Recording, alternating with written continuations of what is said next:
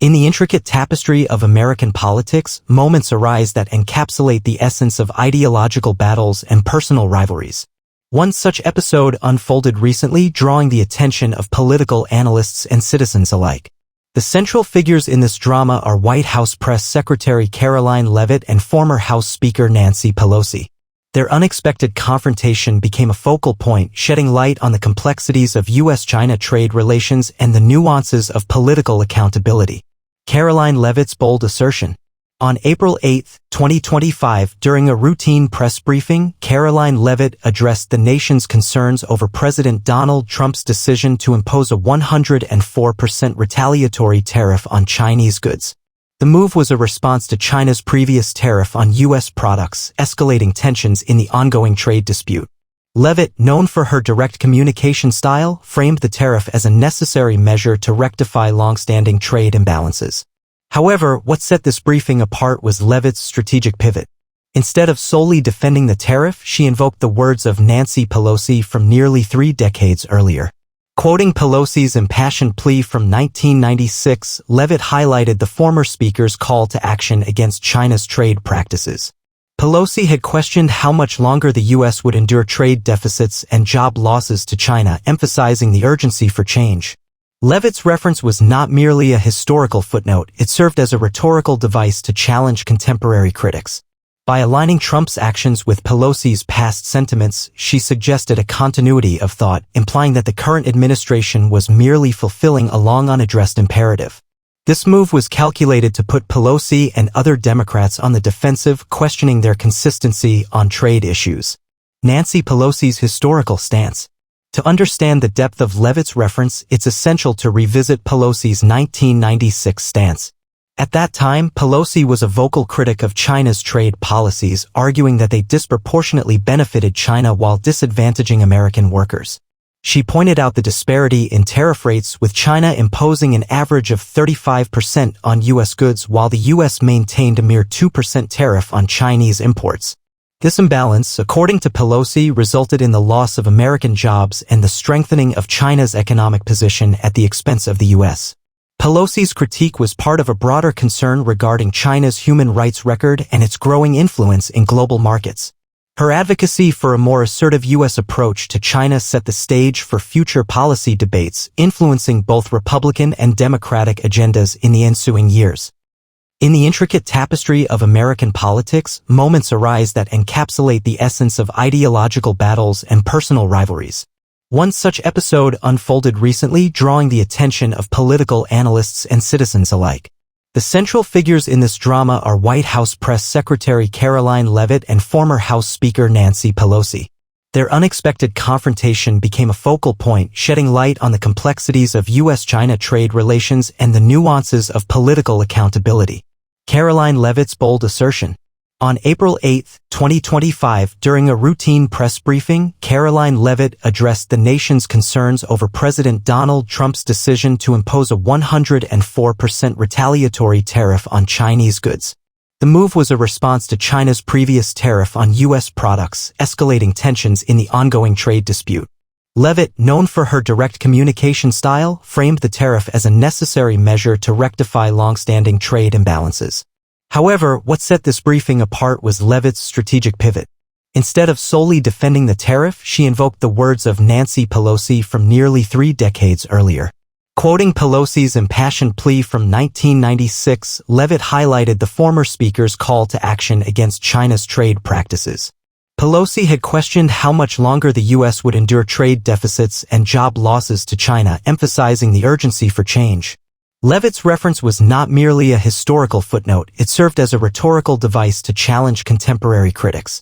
By aligning Trump's actions with Pelosi's past sentiments, she suggested a continuity of thought, implying that the current administration was merely fulfilling a long unaddressed imperative. This move was calculated to put Pelosi and other Democrats on the defensive, questioning their consistency on trade issues. Nancy Pelosi's historical stance.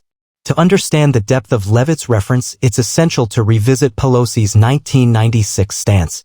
At that time, Pelosi was a vocal critic of China's trade policies, arguing that they disproportionately benefited China while disadvantaging American workers. She pointed out the disparity in tariff rates, with China imposing an average of 35% on U.S. goods while the U.S. maintained a mere 2% tariff on Chinese imports. This imbalance, according to Pelosi, resulted in the loss of American jobs and the strengthening of China's economic position at the expense of the U.S. Pelosi's critique was part of a broader concern regarding China's human rights record and its growing influence in global markets. Her advocacy for a more assertive U.S. approach to China set the stage for future policy debates, influencing both Republican and Democratic agendas in the ensuing years. Leavitt's decision to bring up Pelosi's 1996 comments was a strategic maneuver aimed at highlighting perceived hypocrisy within the Democratic Party. By suggesting that Trump's tariff was a direct response to Pelosi's earlier admonitions, Leavitt sought to frame the policy as a bipartisan endeavor rooted in long-standing concerns. This tactic was designed to challenge Democrats who now criticized the tariff, prompting questions about their commitment to the issues they once championed. The use of historical quotes in political discourse is a double-edged sword. While it can underscore consistency and principle, it can also backfire if perceived as a mischaracterization or selective memory. In this instance, Pelosi's supporters viewed Leavitt's invocation as an oversimplification, arguing that the context and nuances of the 1996 speech were not accurately represented. The media's role in amplifying the narrative. The media played a pivotal role in amplifying this narrative. News outlets quickly picked up on the exchange, framing it as a significant political moment. Headlines such as Karoline Leavitt turns the tables on Nancy Pelosi and press secretary throws shade at Nancy Pelosi over retaliatory tariff aimed at China captured the essence of the confrontation, drawing in readers and viewers eager for political drama. This media coverage served multiple purposes. For the public, it provided a digestible account of complex trade issues intertwined with personal political dynamics. For politicians, it offered a lens through which to assess public sentiment and adjust strategies accordingly. Public reaction and political ramifications. The public's reaction to this incident was mixed. Supporters of the Trump administration viewed Leavitt's challenge as a justified call for accountability, applauding the attempt to hold Democrats to their past positions. Critics, however, saw it as a partisan attack, questioning the administration's commitment to genuine policy reform versus political point scoring. In the broader political landscape, this exchange had several implications. It underscored the enduring nature of U.S. China trade debates, highlighting how past grievances resurface in contemporary policy decisions. It also shed light on the fragility of political alliances, with former allies now at odds over policy directions. Furthermore, it illustrated the cyclical nature of political discourse, where past statements are resurrected to influence current agendas. Part 2. The tariff debate intensifies. The announcement of the 104% retaliatory tariff sent ripples through both domestic and international markets. Economists debated the potential impacts, weighing the benefits of a strong stance against China with the risks of escalating a trade war. The tariff scale was unprecedented, raising questions about its legality and its alignment with international trade agreements. In Congress, reactions were polarized. Republicans largely supported the administration's bold approach, framing it as a necessary step to protect American industries and address trade imbalances. Democrats, however, expressed concern, citing potential repercussions for consumers and businesses. Some viewed the tariff as a political gambit rather than a strategic economic move, fearing it might lead to job losses and higher prices for American families. Amidst this turmoil, Karoline Leavitt emerged as a central figure, defending the administration's position with vigor. She argued that the tariff was not just a punitive measure, but a strategic move to recalibrate the U.S. China trade relationship. By referencing Pelosi's past criticisms, Leavitt aimed to position the administration as the true champion of American workers, contrasting it with the perceived inaction of previous Democratic leadership. Nancy Pelosi's response. Nancy Pelosi, ever the seasoned politician, responded to Leavitt's challenge with a mix of indignation and deflection. She dismissed the invocation of her 1996 speech as a misinterpretation, arguing that the context of the current global economy was vastly different from that of the 1990s. Pelosi emphasized the importance of multilateral approaches to trade, cautioning against unilateral actions that could isolate the U.S. from its allies. Pelosi's rebuttal was also a subtle critique of the Trump administration's broader foreign policy approach, which she characterized as erratic and unpredictable. She called for a return to diplomacy and collaboration, warning that the tariff could have unintended consequences that would ultimately harm American interests. International reactions. The international community watched closely as the U.S. and China engaged in this high-stakes trade confrontation. Allies expressed concern over the potential global economic fallout, urging both nations to seek resolution through established international frameworks. China's government condemned the tariff as a violation of World Trade Organization rules, threatening retaliatory measures that could affect a wide range of U.S. exports. The prospect of a full-blown trade war raised alarms about its impact on global supply chains, commodity prices, and economic growth. Businesses worldwide braced for disruptions, adjusting strategies to mitigate risks associated with potential tariffs and counter-tariffs.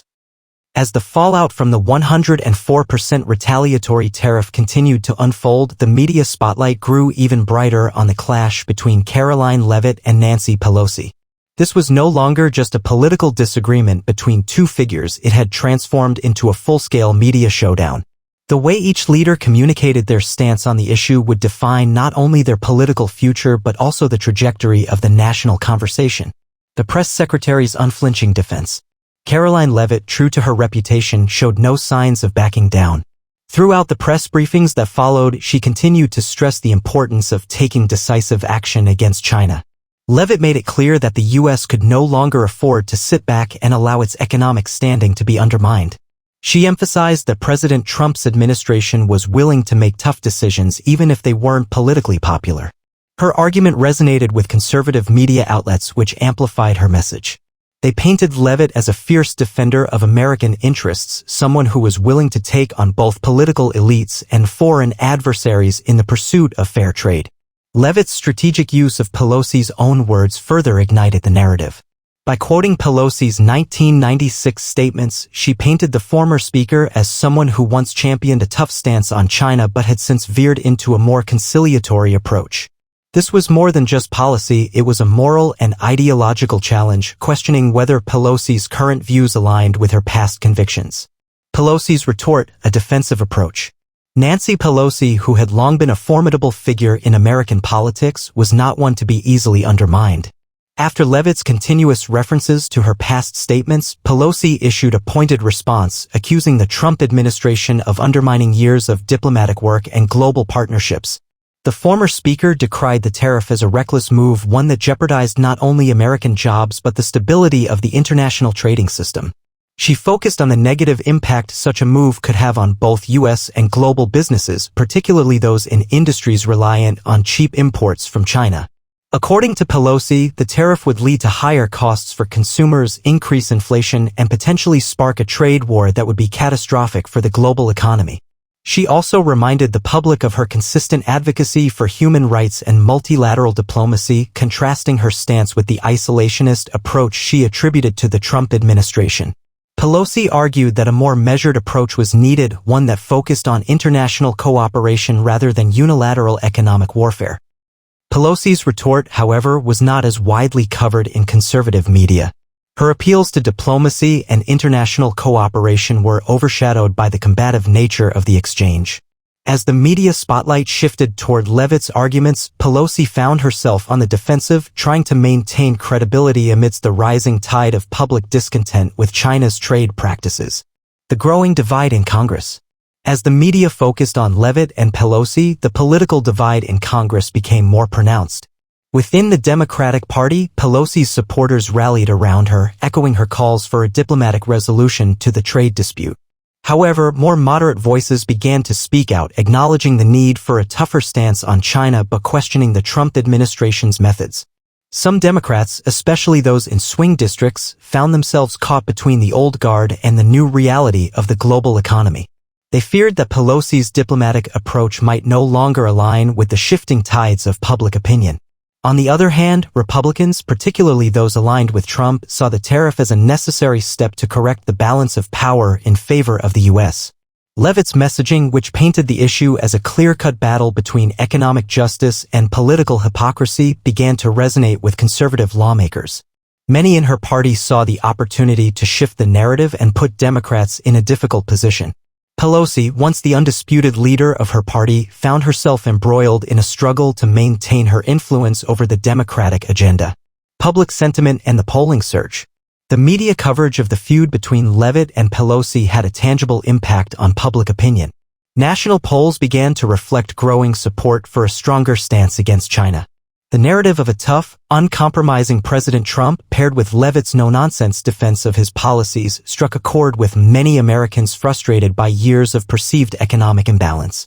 Support for the tariff soared among Republican voters who saw it as a direct challenge to China's growing influence in global markets. Conversely, Democratic voters expressed concern about the economic consequences of the tariff, particularly in states with industries reliant on Chinese imports. The juxtaposition of Leavitt's combative rhetoric with Pelosi's diplomatic stance highlighted the widening gap in the way each party approached global trade issues. The public, increasingly polarized, began to see the confrontation as symbolic of a larger ideological divide, a battle between American exceptionalism and international cooperation. The impact on the 2026 elections. As the political drama continued to unfold, the feud between Leavitt and Pelosi began to have a significant impact on the 2026 midterm elections. The consequences of the tariff decision, coupled with the high-profile clash between the two women, became a central issue in races across the country. Both parties sought to leverage the situation to their advantage, framing the dispute as a referendum on their respective visions for America's future. Republicans rally around Leavitt. For Republicans, Karoline Leavitt's rise as a political star was nothing short of meteoric. Her handling of the tariff dispute and her unrelenting challenge to Pelosi made her a hero among conservative voters. As the media continued to frame her as the face of the administration's hardline policies, many Republican candidates began to align themselves with her rhetoric. Leavitt's ability to stay on message, emphasizing the need for strength and decisiveness in foreign policy, appealed to an electorate tired of seeing the U.S. taken advantage of on the global stage. Republicans in swing districts embraced her narrative, hoping to tap into the rising tide of anti-China sentiment that had become a key issue among their base. In speeches and campaign ads, Republican candidates began to echo Leavitt's stance, promising to take on China and other global adversaries with the same vigor. They framed Pelosi as part of the problem, someone who had been too lenient and too willing to compromise on America's economic interests. Democrats defend Pelosi's legacy. On the flip side, Democrats scrambled to defend Nancy Pelosi's legacy and her more diplomatic approach to trade relations. They focused on the long-term consequences of Trump's tariffs, arguing that the economic fallout would hurt the very people he claimed to protect. Democrats in competitive districts began to draw a stark contrast between Pelosi's calls for international cooperation and the chaotic, unpredictable policies of the Trump administration. In some cases, Democratic candidates leaned into their party's historical stance on trade, reminding voters of the days when Democrats were seen as the champions of workers' rights and fair trade. They emphasized the need for collaboration with allies rather than alienating them with unilateral actions. Yet, despite these efforts, the perception of Pelosi as a leader of a more conciliatory, status quo-oriented approach to foreign policy struggled to resonate with younger, more progressive voters. The stark contrast between Leavitt's boldness and Pelosi's cautious diplomacy created a sense of political urgency among Democratic candidates who feared the rise of populist voices within their own ranks. The conclusion of the clash. By the time the 2026 elections arrived, the battle between Karoline Leavitt and Nancy Pelosi had become emblematic of a broader political shift in the United States. The nation was no longer debating whether to engage in tough trade negotiations, it was debating how aggressive and confrontational the U.S. should be in its dealings with global powers like China. For Karoline Leavitt, the confrontation had solidified her place as a rising star in the Republican Party. Her unwavering defense of Trump's policies, coupled with her ability to challenge Pelosi head-on, made her a favorite among conservatives. In the 2026 midterms, Leavitt's influence was felt across the country as Republican candidates aligned themselves with her rhetoric, hoping to capitalize on her popularity. Nancy Pelosi, on the other hand, found herself in a more precarious position. Though she remained a powerful figure within the Democratic Party, her leadership was increasingly challenged by voices calling for a more assertive approach to global issues. As the election season wore on, Pelosi struggled to maintain the same level of influence she once held, with some questioning whether her cautious, diplomatic approach was still viable in an era of heightened global tensions. In the end, the clash between Karoline Leavitt and Nancy Pelosi had far-reaching consequences, shaping not only the political landscape of 2026 but also the future of American foreign policy. Whether Leavitt's boldness would lead to lasting change or whether Pelosi's diplomatic legacy would endure remained to be seen. But one thing was clear, the political battlefield had shifted and the stakes had never been higher.